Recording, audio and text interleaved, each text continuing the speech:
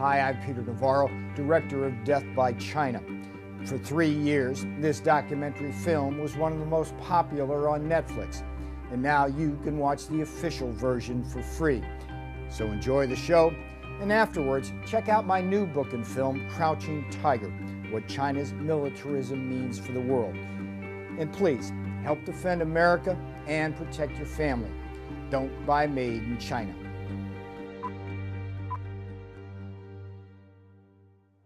You're going to be okay? I'm 63 years old.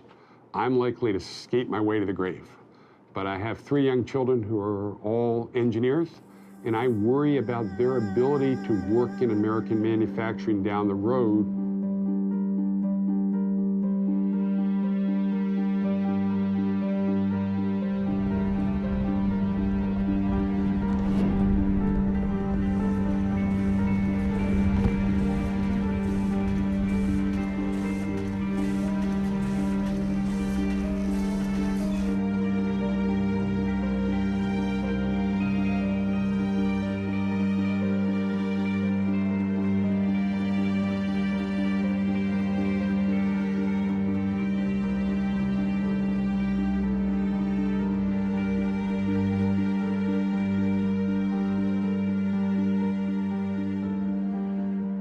I think that the water's going to get hotter and hotter, and if there's no event to wake people up, I think China can just own more and more and more and more of our debt, and everything's fine until that magical moment when it's not, and all the sorries in the world aren't going to make that any different.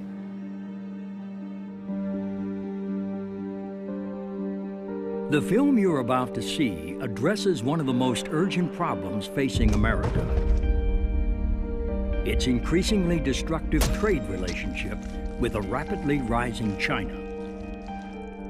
As you watch this film, it is important to always distinguish clearly between the good and hard-working people of China and their repressive communist government, now victimizing both American and Chinese citizens alike.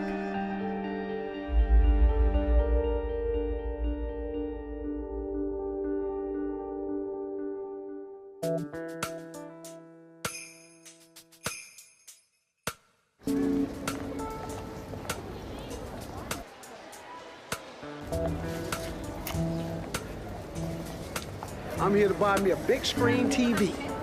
My first big screen, man. 40 inch, about 265.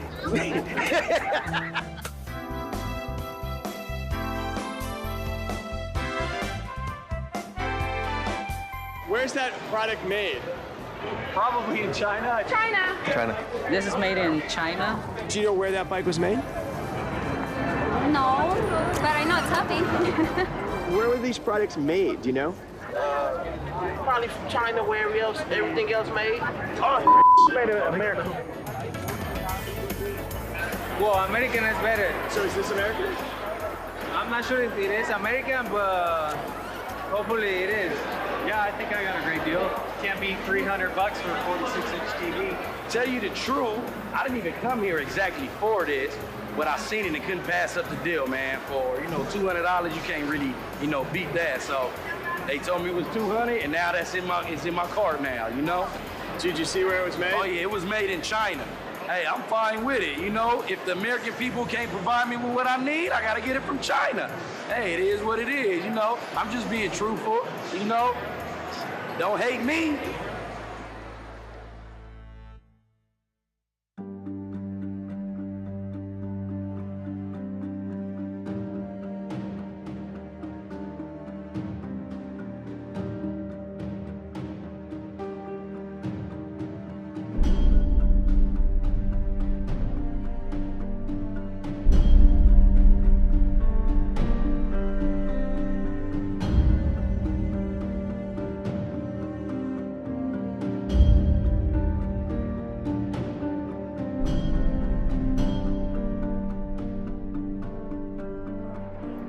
So how do you feel when Americans buy Chinese products? I feel really bad because what happened is not just America buying a Chinese product, which is American people losing their jobs. I was laid off 3 times within 6 months, until I was permanently laid off. I graduated with my bachelor's in 2004. I've been out trying to use that, of course, because I spent a lot of money going to school, and I haven't been able to find anything. China, I think, is responsible for, wiping out a good deal of the manufacturing that we have or had in Northeast Ohio.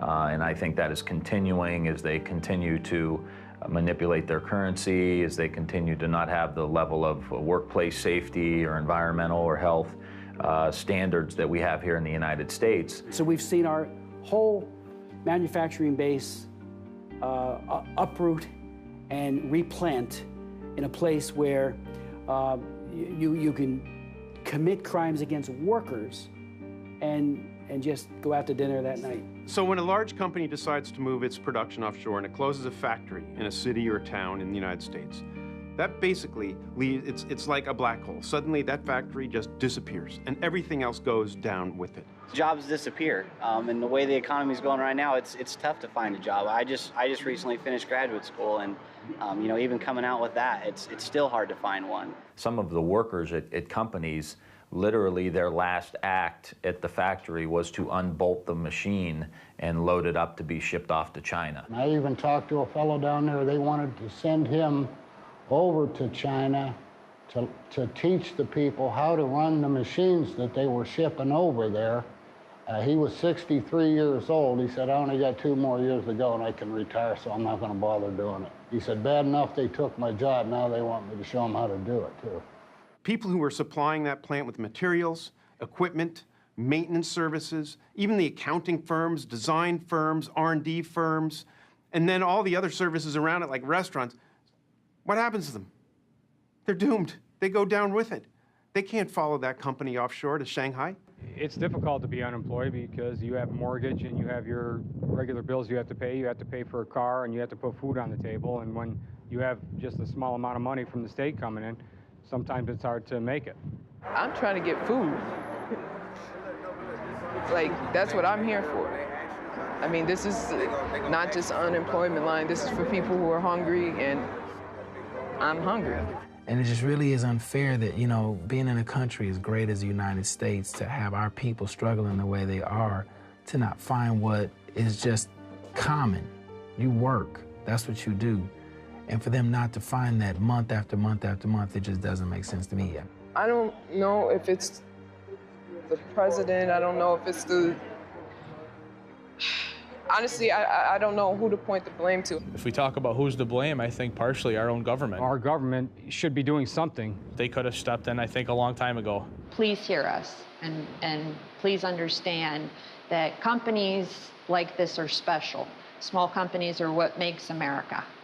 And unless somebody does something about unrestricted importing, you're going to lose the rest of us, too.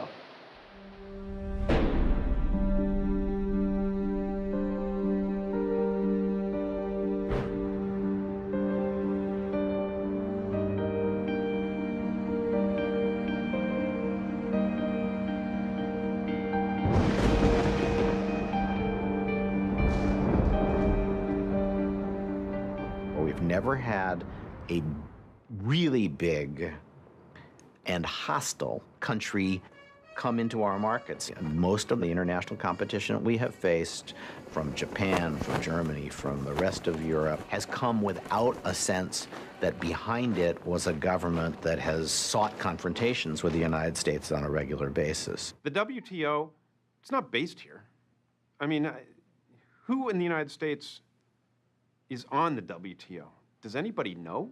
In 2001, China joined the WTO, the World Trade Organization, with the strong support of a Democratic president and a Republican-controlled Congress.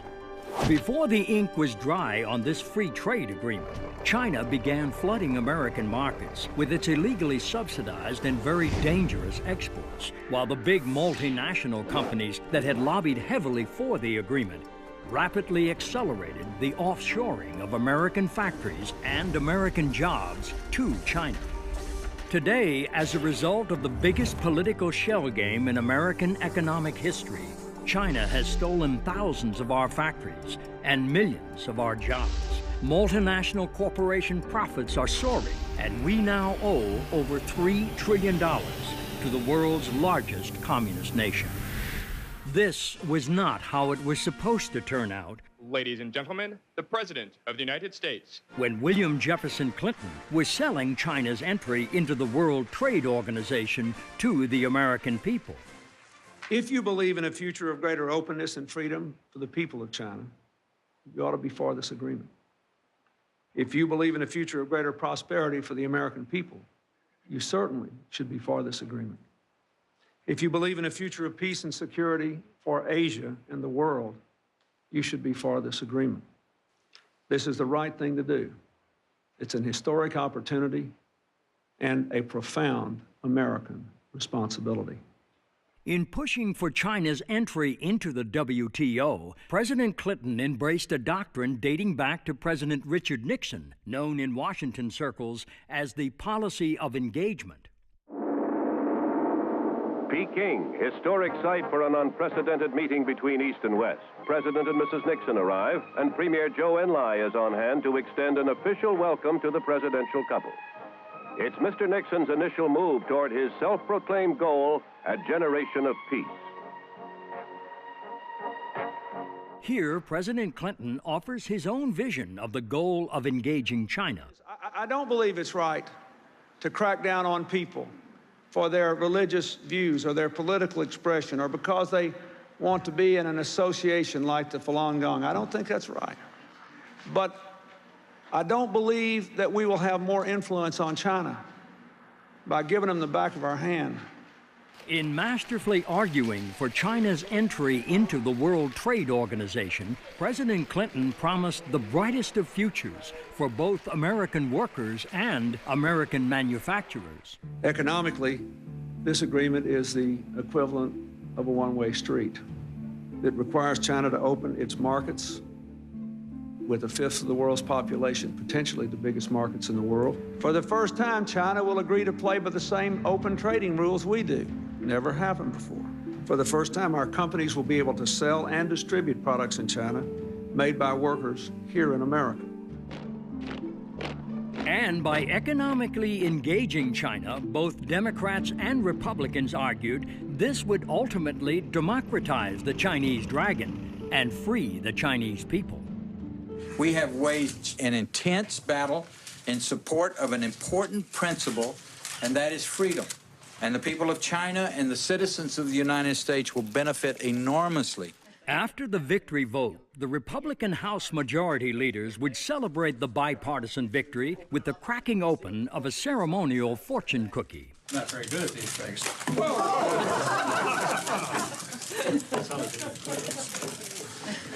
It's got a lottery number, no. It says, new American proverb.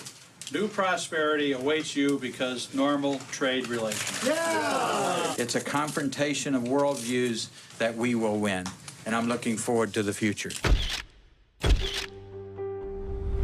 So just what has America's future looked like since China joined the World Trade Organization in 2001? We are in a trade war, and stealing, lying, and cheating on the part of the Chinese is all part of it. Free trade's great stuff if you can get it. What we have with China is not free trade. For China to sell something at 1/10 of the price of what it would cost in the United States to produce, they are cheating monumentally in a major, massive sort of way on everything. When China joined the World Trade Organization in 2001, it promised to stop cheating and play by fair trade rules. That meant abandoning unfair trade practices like currency manipulation, illegal export subsidies, and abusing its workers. Instead, the Chinese government has used these weapons of job destruction to launch a sustained and devastating attack on America's factories and jobs, while flooding our markets with dangerous products.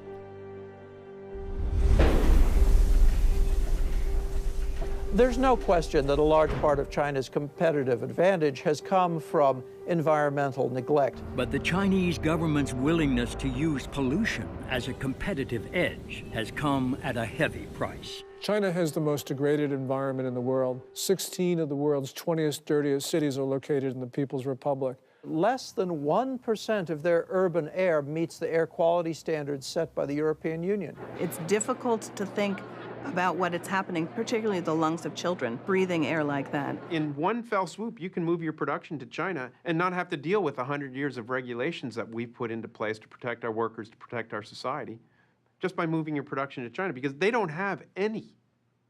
They have what we had probably in 1910. The most tragic story is the cancer villages because of toxic metals in the soil, because of the pollution, because the manufacturers have not been forced to clean up their plants. And so essentially what we have is the world's most degraded environment. Whether you're talking about heavy metals pollution, air pollution, water pollution, China's got it all. And particularly for heavy industries like chemicals or steel, the ability to wantonly pollute in China adds up to a huge cost advantage in the global marketplace. If a company like Bao Steel in China is allowed to dump pollution into the Yangtze River when, say, United States Steel Company is not allowed to do the same in the Ohio River, that's going to be a source of competitive advantage for the Chinese because pollution control costs money. It provides them an economic advantage in environmental cost of approximately $40 a steel ton, or represents about 5% of the cost of producing that steel. Is a 5% cost advantage significant? In the steel industry, 5% cost advantage is greater than our profitability. And here's the ultimate irony. The more we allow our American multinationals to offshore production to China, the more total global pollution we create. And a good bit of that comes right back to America by way of the jet stream. Carbon emissions in China per $1,000 of GNP are 7 times what they are in the United States. That leads to carbon emissions and particulate matter falling all along the coast of the United States. 25% of the particulate emissions falling in California are from Asia in general and China in particular. There are good and bad reasons why goods are cheap in the international economy. The good reason is that somebody's a good producer, that they're quick, that they get the product to market, they have good technology, that their workers are efficient and well-trained. The bad reason is that the workers are treated like dirt. When the workers in China are being abused, then workers in America have a tougher time competing against them. As an employer in China, do you have any regulations that you have to deal with, like OSHA, labor regulations? Do you have to pay even Social Security or Medicare? Do you have to protect your workers in difficult or unsafe conditions? No. No, no, no, no. No, you don't. You go to prison if you try to form a labor union. Freedom of association, the right to organize and bargain collectively are completely absent in China today. There's no equivalent to OSHA, occupational safety regulations, and they lose about 130,000 men and women to, and that's the ones they report on, to accidents per year, that many of which could be prevented with good protection. They don't comply with their own child labor laws, prison labor laws, health and safety laws, minimum wage laws. Well, there's a Dr. Lee who lives in New Jersey who was actually an American citizen, and he was in China and he was arrested and kept in one of their work camps for 3 years. When he was finally released, thanks to pressure from the American people, he came back to New Jersey and he was in a store and he saw these big slippers he'd made in the work camp. Every day, 12, 14, 16 hour day, you have a quota. Okay, if you cannot finish the quota, you will get a punishment. You will go to solitary confinement. And the police always say, good labor, good food. Less labor, less food. You don't labor, no food. How can Walmarts or anyone else in the United States allow production facilities in China to sell garments, chopsticks, Christmas decorations are made in forced labor camps? You can go to China, go to every prison camp, you can see what are the prisoners doing. Everybody very busy. What are they doing? Put a button on the shirt. What are they doing? Making the rubber boots. What are they doing? Crowded together, assemble the Christmas lights.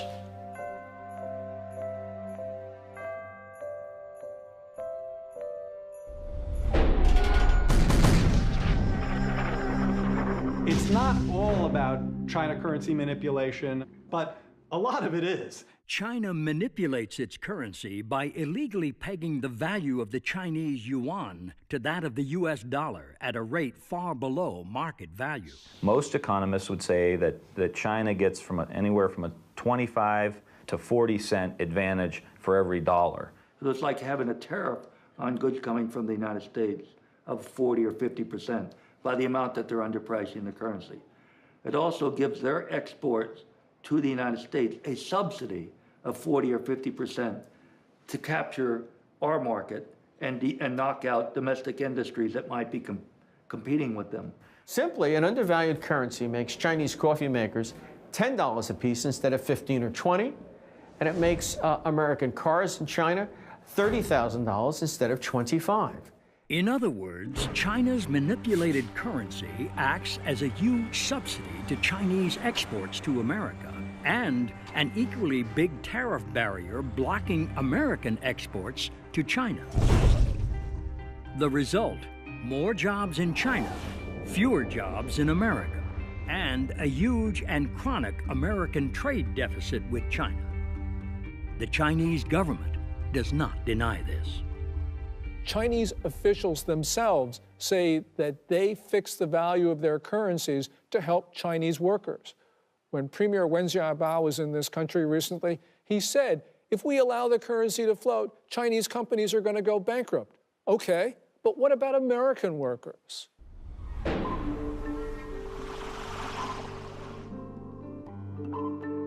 They're cheating on the intellectual property by just flat out pirating stuff from the United States. You don't want China to get their hands on your latest piece of technology or whatever, because they will copy it and they will turn around and produce it. Most famously, copyright pirates in China are stamping out Disney DVDs. That's what everybody knows of. What's more important is the theft of the blueprints, for example, for high technologies. I mean, I hear all the time about American companies who find themselves competing in the marketplace with a Chinese product, and they take it apart, and they find themselves looking in the mirror because the Chinese have just stolen the plans of their own product. And one of America's highest tech companies has certainly experienced this kind of piracy firsthand, and a school of very hard knocks at the hands of the Chinese government. Google came into the Chinese market, and of course, it ended up with a dominant market share. But Beijing wanted Baidu, a local company, to be able to outpace Google. What Beijing did was it hacked Google's network, it stole its source code, and now Baidu has more than 75% of the China search market. This shows that basically Beijing wants the local companies to be the national champions. But sometimes Chinese pirates aren't content just to steal the intellectual property of an American corporation. Sometimes they just take the whole company. So Fellows is a company that makes shredders, paper shredders, and they moved, like everybody, they moved their production to China. They hired a company to run their production for them, and suddenly one day their employees were locked out of their own plant. So Fellows went from having a large production base in China one day to the next day their partner suddenly shut them off, shut them down. The moral of the Fellows story is you better be very careful when you move your production to a communist country.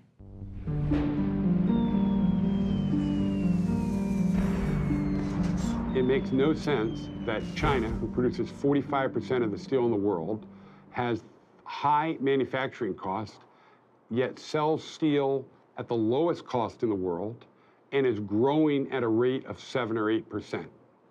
This growth from 100 million tons to 700 million tons, growing by 50 million tons per year, is all due to state subsidies. The problem is that American companies cannot compete because they're not competing with Chinese companies, they're competing with the Chinese government. At the end of the day, it most certainly will result in more unemployment in the U.S.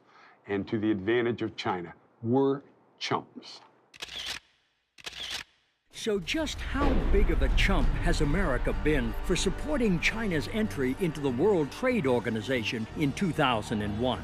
It's like we're in the Super Bowl of globalization, and in fact, we're being taken apart. And in this Super Bowl of globalization, when you tally up the score on human rights abuses and consider the plight of Tibet, the torture of the Falun Gong, and the crushing of religion and democracy, this much is clear. The Chinese government is the world's worst human rights abuser on the planet today. And when you tally up the score on China's rapid military buildup, this too is clear. China is the only major nation in the world that is preparing to kill Americans. And of course, when you count the jobs lost and factories gone and millions of Americans out of work. American manufacturing has been in an absolute crisis over the last decade. 5.5 million manufacturing jobs gone. 57,000 manufacturing facilities closed in this nation. So you're in a massive jobless recovery. You've got 28 million women and men who are in various stages of unemployment, twice the official number. When you tally up all these scores, it's crystal clear that China's entry into the World Trade Organization has been both a losing and a very dangerous proposition, even as America has all but completely surrendered its manufacturing base to China. We don't make a single cell phone in the United States. Not one is made in the United States. There is not a single modern flat panel display factory in the United States. Does that matter? Are flat panel displays important for military applications? I think so. They're widely used. Every airplane, every helicopter has them. The United States right now is unable to put a single military aircraft into the sky without using components built by potential adversaries. We produce about $3 billion worth of printed circuit boards in the United States. China produces almost $20 billion. Machine tools, where we produce $2.7 billion. China's consumption was 10 times that amount. If you don't have a machine tool industry, do you have an industry? It's a basic component of an industrial economy. But what about those green industries that some of our politicians say will create the jobs of the future? That's one of the reasons why we're accelerating the transition to a clean energy economy and doubling our use of renewable energy sources like wind and solar power. Steps that have the potential to create whole new industries and hundreds of thousands of new jobs in America. But here's the grim reality. We produce 4% of the world's global output of solar. One of the things happening in the market right now is it's being swamped by low-cost multicrystalline and polycrystalline silicon solar cells from China. We don't make computers. We don't make printers. We import 99% of our shoes.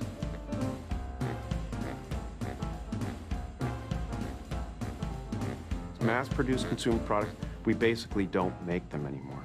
But it's not just mass-produced consumer goods we are losing to China. Some of our very best paying manufacturing jobs are also now quite literally being shanghaied. Boeing at its peak in the Seattle-Everett area had about 50,000 employees. That was no more than 5 years ago. 20,000 of those jobs have now moved to China in just the last 5 years. Apple employs 26,000 people in its design of making new products. It employs, through Foxconn, 700,000 manufacturing workers in China. They're an American company, they're headquartered here, all their jobs are somewhere else. Americans need those jobs, but they all exist in China. Every one of those manufacturing jobs exists in China.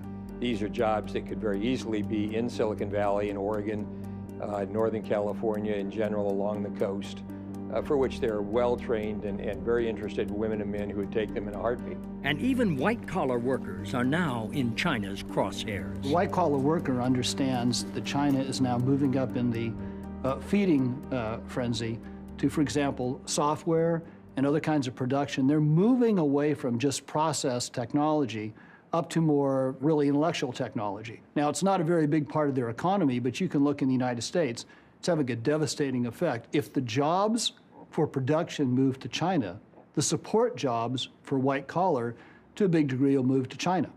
Meanwhile, our rapidly accumulating Chinese debt has become a national joke, literally. That's right, China's mad at President Obama for meeting with the Dalai Lama. I mean, come on. Obama doesn't owe them anything, except like $14 trillion. And that debt represents a very real claim on American assets. And then China would back a tow truck up to Kansas and drag it off to Guangdong province. I find it ironic that the corner of capitalism, the J.P. Morgan building down on Wall Street, is now owned by a Chinese company. As for that hope that economic engagement would lead to a more free and democratic China.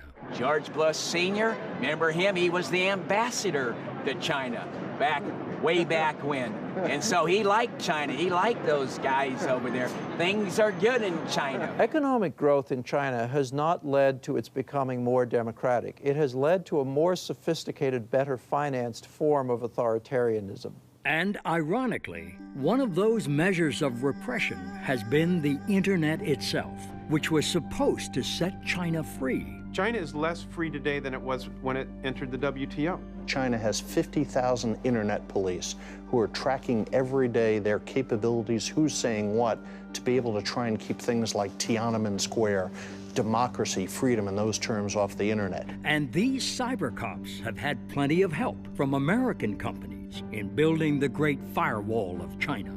Google, Yahoo, Cisco, and the capability that they have sold to China, especially for its secret police, has enabled them to search, apprehend, discover the whereabouts, get caches of names, particularly online, where if you send your emails to other people, their IP addresses quickly yield to what their physical addresses are, and they're then apprehended and arrested. This American cooperation, damn it. Shame. Cooperate with Chinese government. They have to say, we have to follow Chinese law. Cisco say, we have to follow Chinese law. Yahoo say, we have to follow Chinese law, otherwise we cannot do it. Yeah, you have to follow Soviet law. You have to follow Hitler law. Are you going to do it?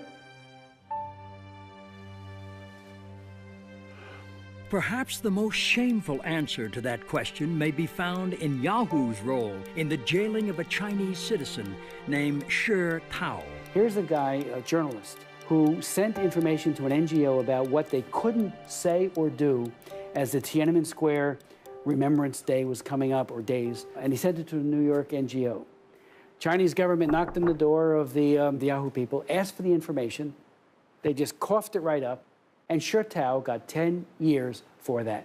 As for those Falun Gong practitioners and other dissidents singled out by President Clinton, I had a hearing on the Falun Gong and how they're throwing these people in jail by the thousands and they're harvesting organs. The way it works is that if somebody wants a liver, say, they fly to Shanghai and they probably go check into the #1 People's Hospital in Shanghai. A military surgeon, probably in uniform, one I'm thinking of, comes up and does the BISH tests and the blood tests and so on. Then he or she looks on the computer list and says, oh, there's a match out in work camp 400. The poor victim who matches what your organs need is dragged into a sort of hospital, given a light anesthetic in most cases, and never wakes up because they take not just one kidney, they take both kidneys, the liver, heart, everything, and their body is then burned, and the People's Liberation Army flies the organ to Shanghai from wherever the camp happens to be, and you're told you're getting the organ from a convicted murderer or something. I mean, this is a grotesque tale of the worst kind of oppression and ghoulishness on the part of rulers of a country. And here is what too many American politicians seem to have such a hard time understanding. Wei Jingsheng told me in Beijing, right before he got rearrested, you Americans don't understand. When you coddle dictatorship, when you kowtow and you carry the dictatorship around on a pillow, they beat us more in the Laogai. When you're tough, predictable, transparent on human rights, they beat us less. But at least engaging China economically has made the ruling Communist Party more peaceful, right? China's military power is strengthening very, very rapidly. They are building up their military capabilities in hard weapons as well as in cybersecurity. China has a population which is about 5 times the size of the United States. And that means that if they have a comparable level of development, they probably will end up with a military 5 times larger. I don't care what kind of technological edge we have, it would be very difficult to prevail over an adversary that is 5 times larger. What China is building is just not a massive fleet or a massive ground army, but it's developing a modern, well-equipped, technologically capable military. And in some cases, it need not be China pulling the trigger.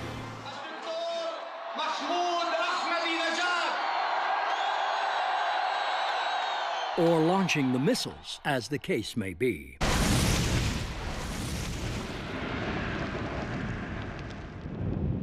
We are on the onset of an age of nuclear terrorism. We see Pakistan crumbling while it builds more and more nuclear weapons. Why does Pakistan have nuclear weapons? Why does it have the missiles to deliver them? Because of China.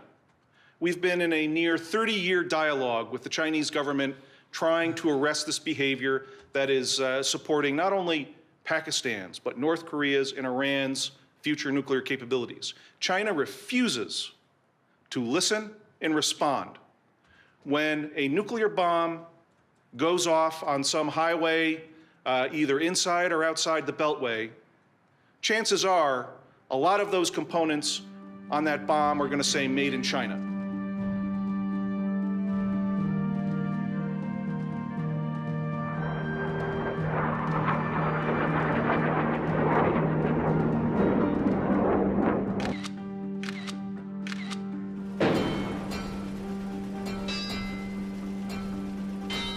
I had my children's Thomas the Train sets recalled because the ink on the red ones was lead foil. They're not only ruining our economy, they're poisoning our children with the toys that we give them. I want to be careful about what products I buy because I want to know that they're safe and they're good. I want to be careful about what products I buy because I want to make sure that the people who are producing those are being treated properly. And I want to be careful about the products I buy because I want to make sure that the people in my community are people who are able to have jobs at a decent wage. And all of those things are tied together. Every time a consumer walks into a Walmart, first thing they have to do is be aware enough to look for the label. Then when they pick up that good and it says made in China, I want them to think, it might either break down or it could kill me. Number one, this thing, if I buy it, might cost me or someone in my family or my friends their job. Lastly, hey, if I buy this, that money's going to go over to help finance what is essentially the most rapid military buildup of a totalitarian regime since when? The 30s. I mean, make no mistake about that. 91% of every product in a Walmart store is manufactured in China. Walmart spent $50 billion in China 2 years ago. If Walmart were a country, they would be China's 4th largest trading partner. When an American goes into a Walmart and buys a product made in China, that person is thinking just price. If you're a person on a pension shopping at Walmart, you kind of like the Great Wall of Mart. But what they really need to think about is how that product got there. It got there because you have a predatory system which is really trying to undercut American manufacturers and therefore American workers. And when a consumer goes into Walmart, picks up a good made in China, what do you want them to think about before they get to the cash register? Think about your relative that just got laid off or the factory that just got shut down. Think about the school that is doing with less because the manufacturing base has gone and the tax base has left. Think about the lower income that you're receiving now because we're not making products and we're not buying our own products. When Americans buy a product from Walmart, I want them to remember the children, the family, the workers, who has earned very, very little from those products. This is not just an economic matter, this is a security matter because the Chinese government has made it clear that it wants to undermine America's role in the world. So yeah, things are cheap at Walmart, but we have to understand the consequences. But even if you don't want to consider the broader economic or national security consequences of consuming goods made in China, you may at least want to think about your own personal safety and that of your family. If you put it in your mouth or the hands of a child, don't buy it from China. Over the last 5 years, we've had a number of scandals involving Chinese products. And these products have killed people, not only in China, but also in the United States. Do you want to buy pipe for your residential community that's going to put all the water into everybody's houses that is tainted with arsenic and mercury so that it'll leach out into your water so that when you turn on your spigot in your house, you're suddenly contaminating yourself because that pipe was made cheaper in China? Goodyear Tire outside of Montreal that closed about 4 years ago and put 850 people out of work. Moved the production to China because they could make tires, I think it was for $4 a tire cheaper. And not long after they started up in China, the transportation agency in the US said the tires being produced there were unsafe. I mean, is this what corporate America or corporate Canada thinks is the way they should be conducting themselves? I don't think so. We're importing a lot of their apples. They spray them with Alar. That's illegal in the United States. You want DDT on your apple? Buy it from China, and we're buying a lot of apples from China. We're buying everything from China, and there are no environmental controls.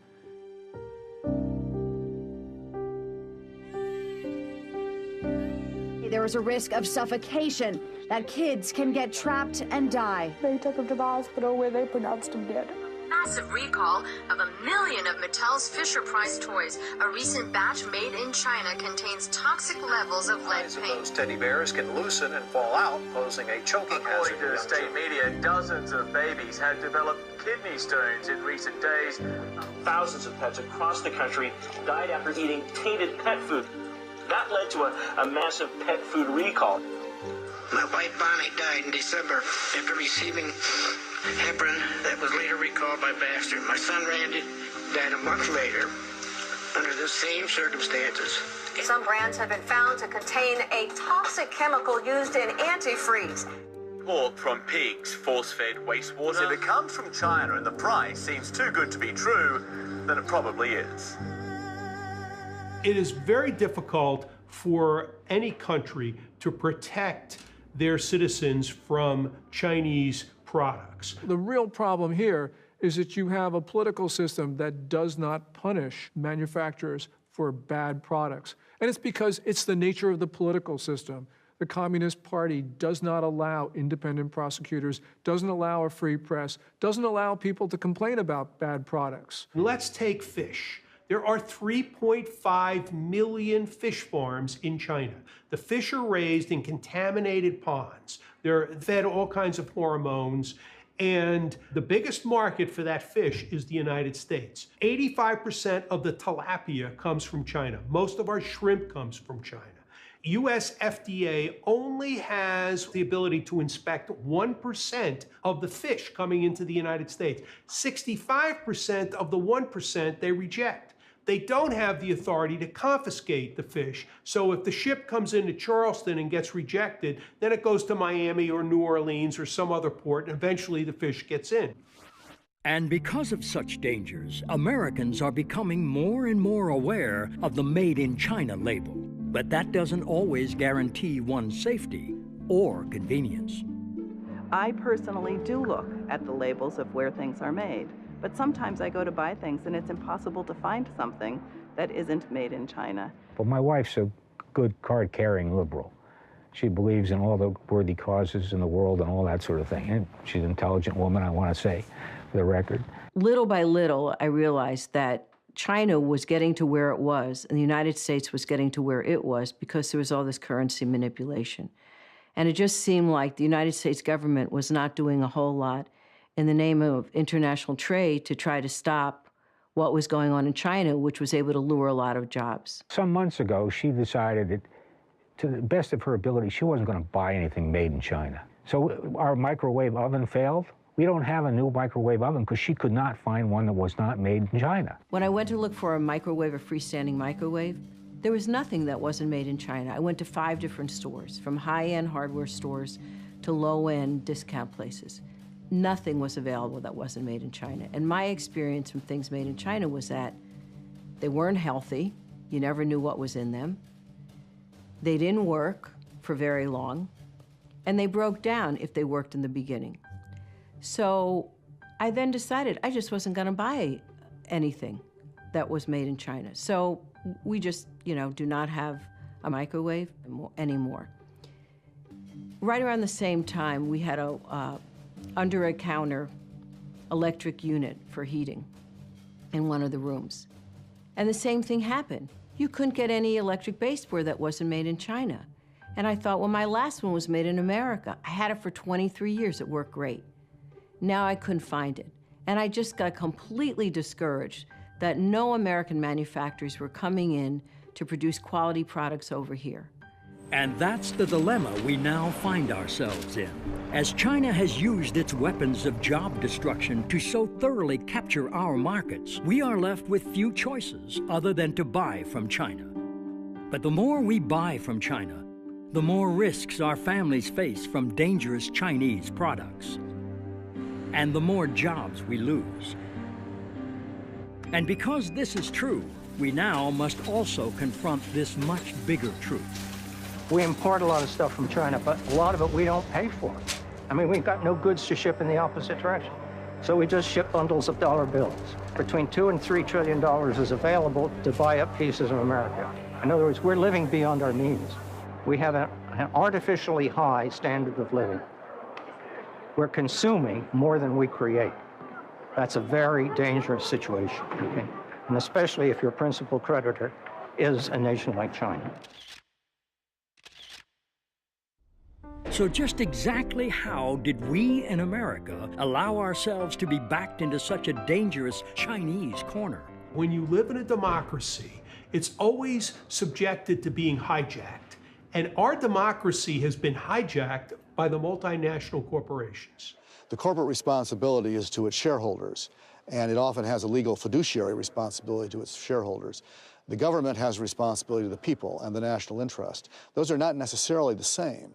U.S. multinational corporations knew exactly what was going to happen. They didn't have any plans to increase exports to China after China joined the WTO. They had plans to move production to China, but they were, I'd say, dishonest or disingenuous, because the whole rhetoric around China joining the WTO was about free trade and opening markets and engaging with China. For the first time, our companies will be able to sell and distribute products in China made by workers here in America. When in fact it was really self-interest and profit motive on the part of U.S. multinationals that drove that debate.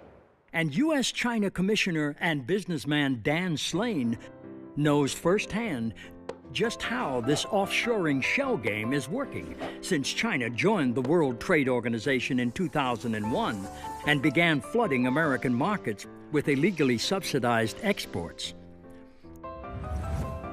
I had a plywood manufacturing facility in Bowling Green, Kentucky, selling plywood to furniture manufacturers in the United States. In 2002, all my competitors were moving to China. Essentially, I had two choices. I shut the company down or I moved it to China. And I opened up 3 factories in China and delivered to the customer in the United States 50% cheaper than I could make it in Bowling Green. And Slane's newfound competitive edge was all due to China's illegal weapons of job destruction. Manipulating the currency was a huge help for me because it kept our prices down.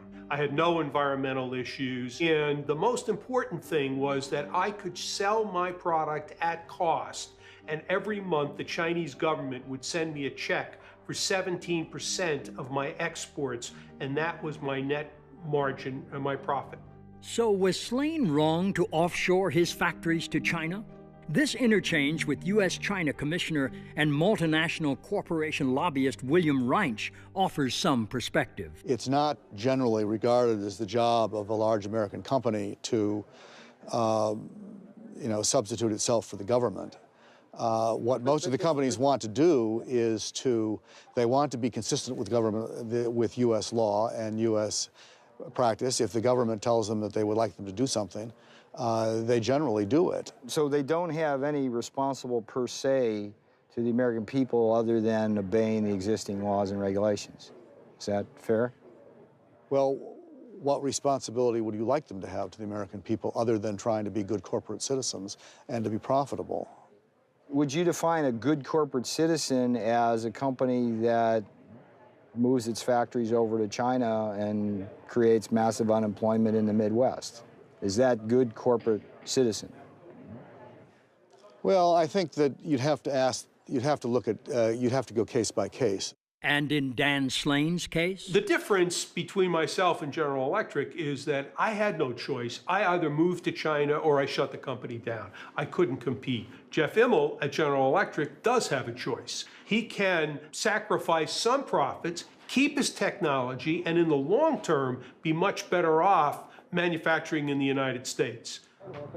Congressman Tim Ryan understands this distinction between small domestic manufacturers and the big, well-heeled multinationals better than most. There's a huge divide here between the mom-and-pop tool and die maker that has been in Youngstown, Ohio for 100 years, and the global corporation that's involved in the global financing of all of this stuff, the global manufacturing, and not really concerned with any one country. They're concerned with how they can best do business. And one of the biggest obstacles to passing tough legislation that would stop China's unfair trade practices is the lack of political clout of America's domestic manufacturers. And to go chasing down after all of the political rhetoric of dealing with this issue and that issue and running for Albany or running to Washington, D.C. and setting up meetings and stuff, it's too costly, it's too time-consuming, and it has nothing to do with building drum and barrel handling equipment and helping this company to be successful. And that's the issue here. They don't have lobbyists down here. There's very few organizations that really represent the small and mid-sized manufacturers. You know, I can think of one or two that really do a great job, but they don't have the impact, the campaign contributions, the corporate influence that some of the big dogs have.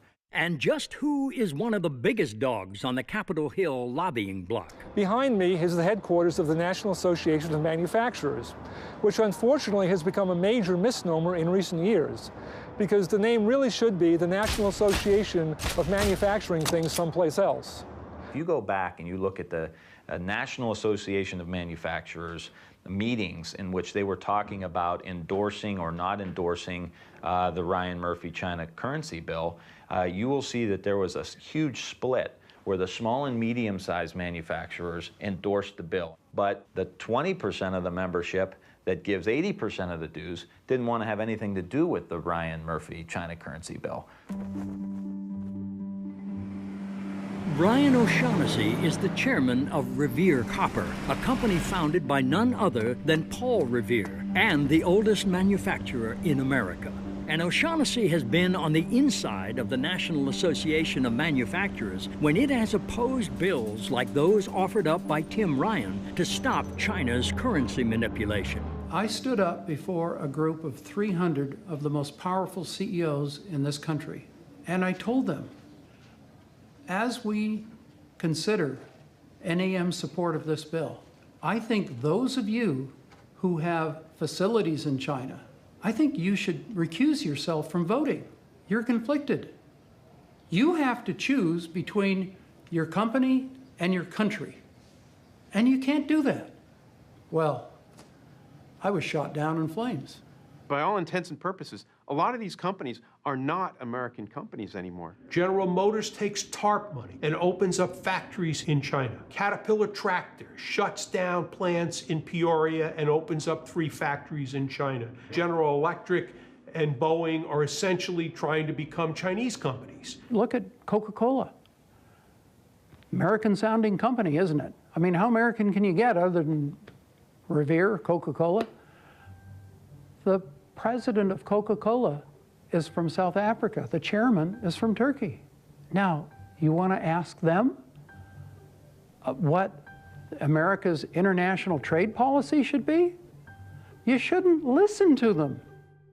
While Coca-Cola's executive suite may look like the United Nations, it is purebred American CEOs from companies like Cisco, Ford, IBM, Honeywell, Motorola, Intel, and Apple that keep sending so many of our jobs to China.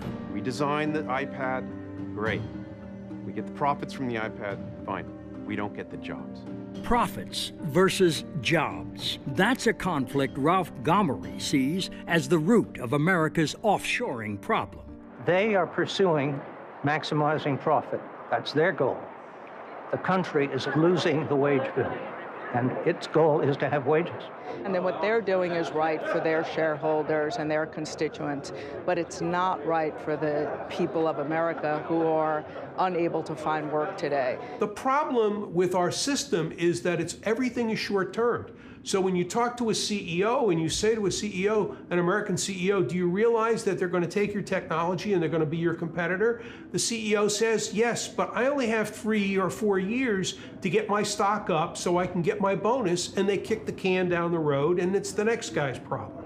This will end badly for all of us, but everybody is so short-term in thinking and in their tenure that they're willing to take chances that are right for today that they probably know in their minds is long-term bad for America tomorrow.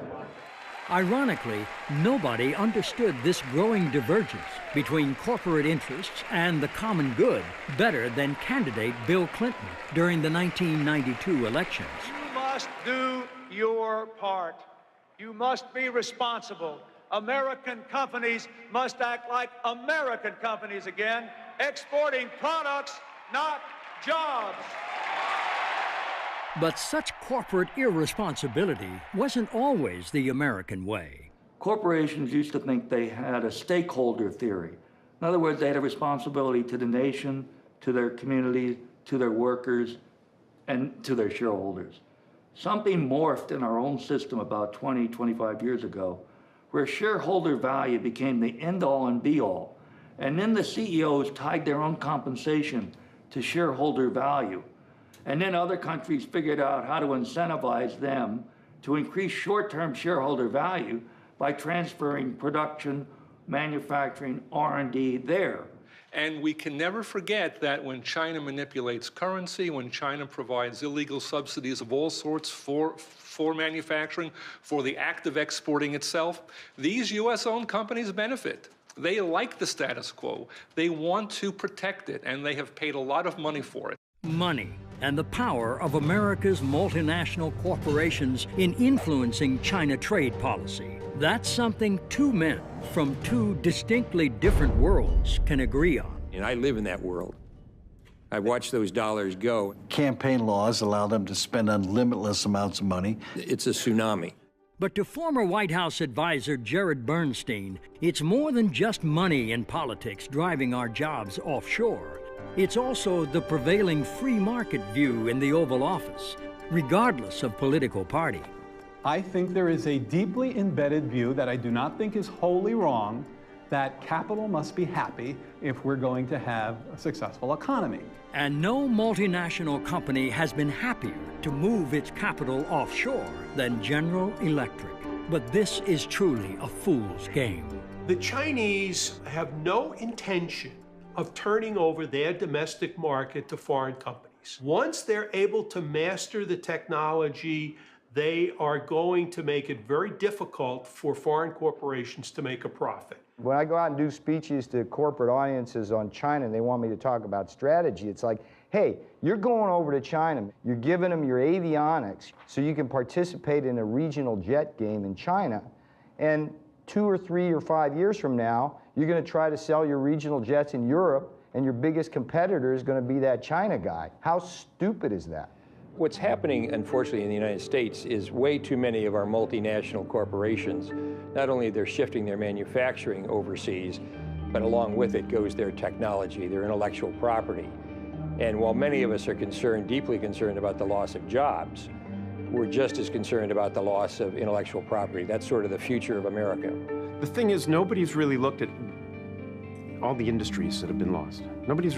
It's very hard to get information on the industries that are gone or that are just about gone because the government doesn't keep track of any data. They don't follow industries. They have no market analysts who follow specific industries. So nobody knows what's happened with all of our industrial capacity that's vanished or is in the process of vanishing. the next thing you see is you're not doing any work over there yourself. The Chinese are doing it for you entirely. And we see that. The two mid-range aircraft in the world are the Airbus 319 and the Boeing 737. 5 years from now, the Chinese have already told both companies they will no longer buy either aircraft. That mid-range aircraft, the one that is dominant throughout Asia, will be entirely manufactured in China under a Chinese mark or name, using technology that they took from Airbus on the one hand and Boeing on the other. Look around, well, tell me what you see. Every day, more people in the street. Too bad they sent our jobs away.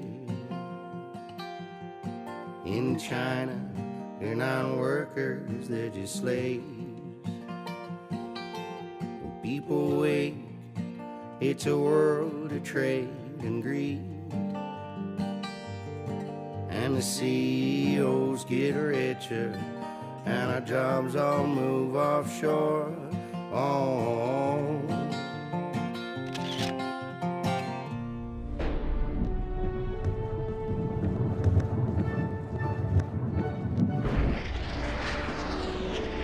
The Soviet Union could make an unbelievable intercontinental ballistic missile, but they couldn't make a loaf of bread.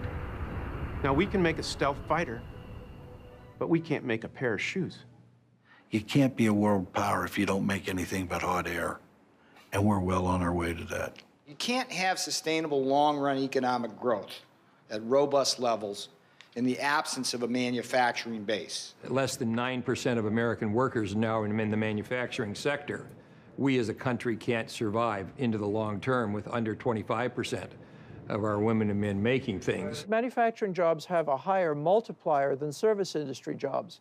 That is to say, every one manufacturing job that you bring into a community ultimately supports half a dozen other jobs. If you are honest about how jobs have evolved in the United States, small business arose only when there was a stable manufacturing base put under them. My mother and many mothers of yours, I'm sure, up on the commission, they gave themselves home permanence. It was only when there was a stability of middle-class incomes that you had beauty parlors and nail salons and pizza parlors and McDonald's and all of the things we think of as small business. Every one manufacturing job that you bring into a community ultimately supports half a dozen other jobs. Those manufacturers provide the good-paying jobs in our community, and it's the jobs that a father or mother can work at the factory, raise their family, have some health care, have a safe pension, donate a little bit of money into the basket in church on Sunday, vote for the school levy, vote for the police and fire levy to help build strong communities. And when those factories got wiped out and they went from 200 to 30 people, it becomes very difficult for these communities to sustain themselves. Ultimately, the most important reason why America must restore its manufacturing base is to hold on to the research and development, the R&D. That is the taproot of all of the technological innovations we will need to create new jobs in new industries. Manufacturing is the origin of 70% of U.S. R&D. That's true even today. You can't do your R&D here and do your manufacturing there. You can't move your manufacturing overseas and not move your technology and all your engineering. I mean, it's nice to do R&D and come up with a super-duper design or a new product, but if you can't make it, what's the sense of doing the R&D? When we say we've kept our technology or our IP, but we've moved our manufacturing, that's just not true. It's an impossible feat. They're totally coupled. So as manufacturing has moved offshore, R&D has gone right with it. So as we move more and more manufacturing over to China and people can re-engineer and understand how things are made, we are teaching the country how to compete with us, and ultimately they are. So that the new products, the next cutting-edge product, is being developed there where the manufacturing's going on in China, rather than here where the manufacturing was and now is no longer.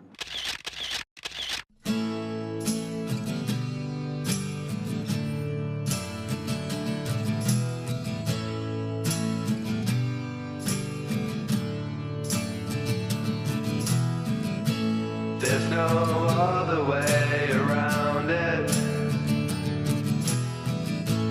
We can't make it on our own. jobs went to China. Now I'm losing my own home.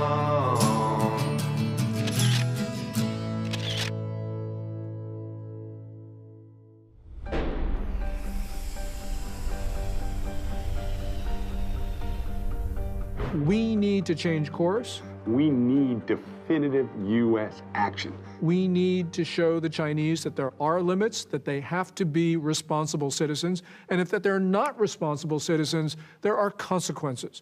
I like the idea of doing business with China. There are a few people over there, but it must be on our terms. If it's not on our terms, then it's on their terms, and if it's on their terms, they don't have our best interests in mind. People sometimes say that we can't stand up to the Chinese on any of these issues because we risk starting a, quote, trade war.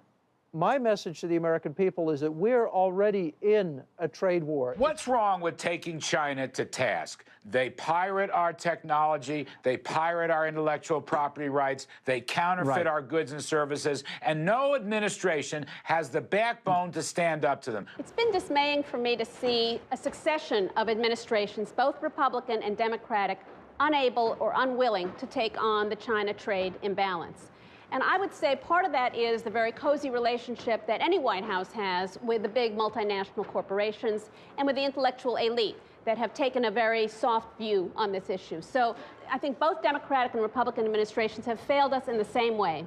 So how do we, the people, overcome the power and influence of the big multinational companies and the deadly inertia of our political leadership to bring about long overdue changes in the U.S.-China trade relationship? You know, it almost takes a movement, a Tea Party that's different than, it's completely divorced of left or right, or it's virtually a Tea Party that differentiates between right and wrong, which is very much different than left or right. I think this can only happen when the American people really understand what is happening to us and begin to demand that their congressmen and senators really, and the national government, take action in these areas.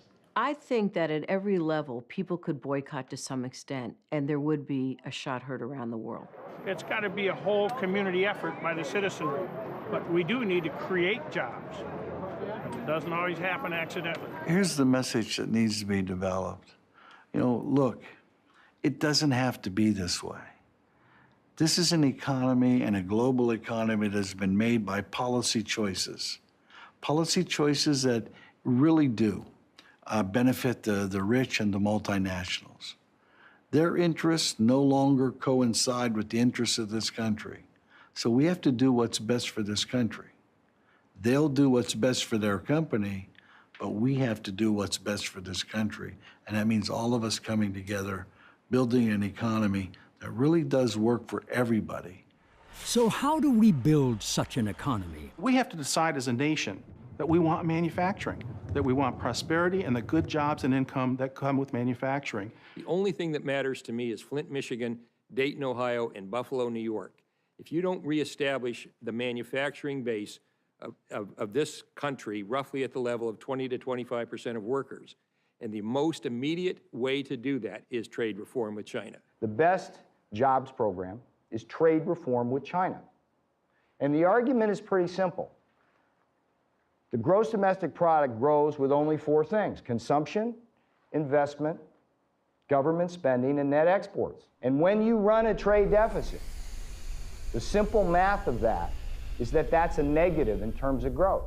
I think the number one thing that the United States has to do is to move to say we're going to balance our trade. Look, if we had had balanced trade, you wouldn't have had a decade of a drag on GDP that amounted to almost a point per year. So of course we would be better off. Now people say, how do you do that? And I'm a young guy when President Kennedy said we're going to the moon. He didn't have a clue how to get to the moon. But we set it as a national goal, and we figured out how to do it because we're a smart, creative people. And if we are to truly balance our trade, we cannot do it by boosting exports alone. President Obama says, let's export more. We're now exporting more than $100 billion a year in goods and services to China. But it isn't exports that matter. It's the difference between imports and exports. Exports are great, but if your imports grow more rapidly than your exports, there's a drain on demand for what Americans make. We get more unemployment, and the economy sinks into the kind of mess we're in. If you look at America today, we have a very fast-growing export sector. And people talk about how we're going to come back with exports. That's just all silly. America is going to come back from import substitution. We don't have to take over the world in exports. We simply need to get back our market here. In fact, American consumers and citizens seem to be far ahead of our politicians when it comes to understanding both the dangers we face and the need for fundamental change. We're a subsidiary of China and getting worse and worse because they're going to own us pretty soon. No, you can't have it both ways. We either want the jobs, the manufacturing, everything here in the United States, and we're going to buy it, but you go to the store and you look for the cheapest thing, which usually comes from China. I do buy China stuff, but I'd prefer to buy American things. Why? I think it's better just to support the economy here rather than, you can buy cheaply in China, but I think it's better for our economy if we buy here. We also got to look at our principles too. Look how they're living. Is that what we want to support? We open up our markets to everybody. And I think that if that's how it's going to be, it needs to be a two-way street. And I think politically, our system has not supported, the American worker, the American product from that standpoint. And perhaps the biggest reason our politicians are failing us is because they have truly forgotten the proper role of government. I used to debate a colleague of mine, my counterpart from the Chamber of Commerce, and he used to say to me, it's not my job to play Santa Claus to the workers or to paint my company green. It's my job to make money for the shareholders. And I agree with that. That is the job of corporations, but it is government's job to make sure that companies are doing that within a framework that makes sense. I think the field that we're playing on not only needs to be leveled, but I think everybody needs to be on one field. We're not even on the same field as the Chinese.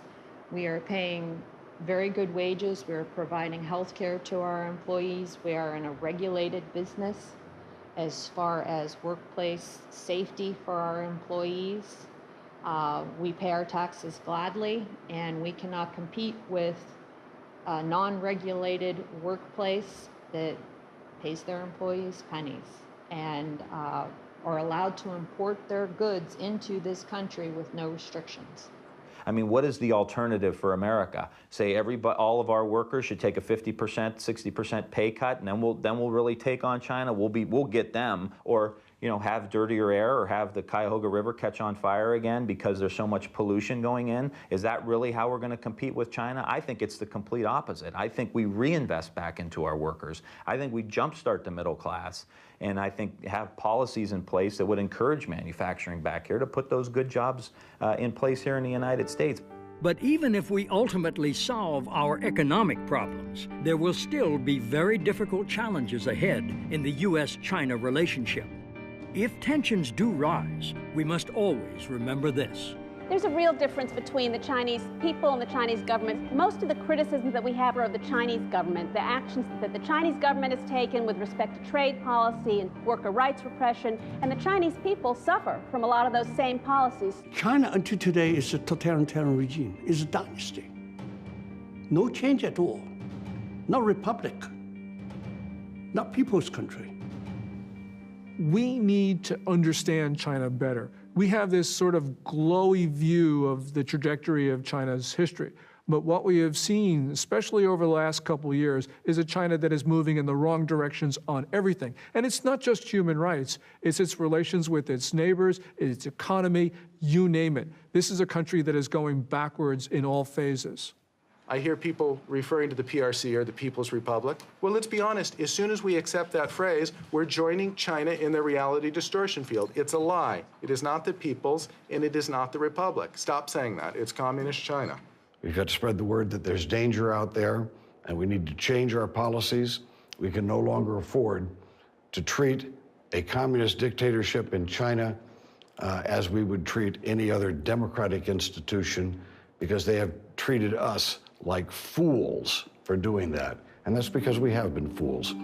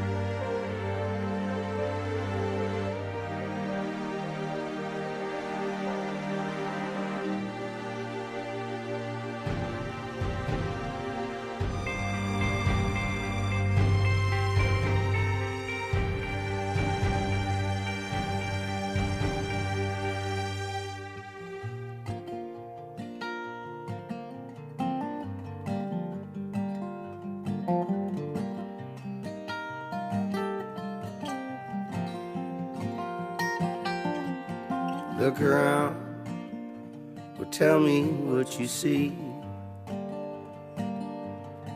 Every day, more people in the street. Said I used to work in a factory. Right now, I'd work for anything. Oh, oh, oh, oh. At least on me, but my family I wish to feed. Not much, but we got simple needs. Too bad they sent our jobs away. In China, they're not workers, they're just slaves. When people wait, it's a world of trade and greed. And the CEOs get richer, and our jobs all move offshore. Oh, oh, oh, oh, oh. My oldest son got a college degree. He dreamed of running a factory. Now he's back home just living with me. And there's no bright future my boy could see. 16 hours, 7 days a week of unions and freedoms they cannot speak.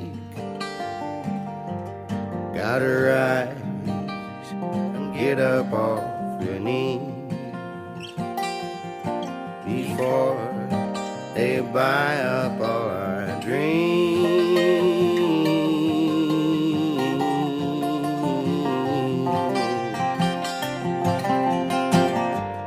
We go to the store and spend our money, send all our dollars overseas. This ain't the land of milk and honey. This is a land of trade and greed.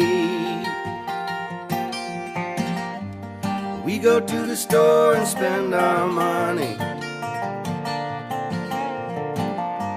send all our dollars overseas.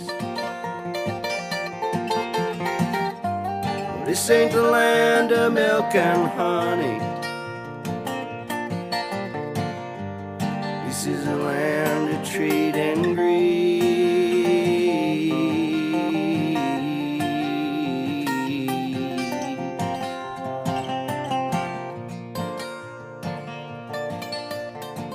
And this whole notion that's what's good for multinationals is good for America, that's completely wrong.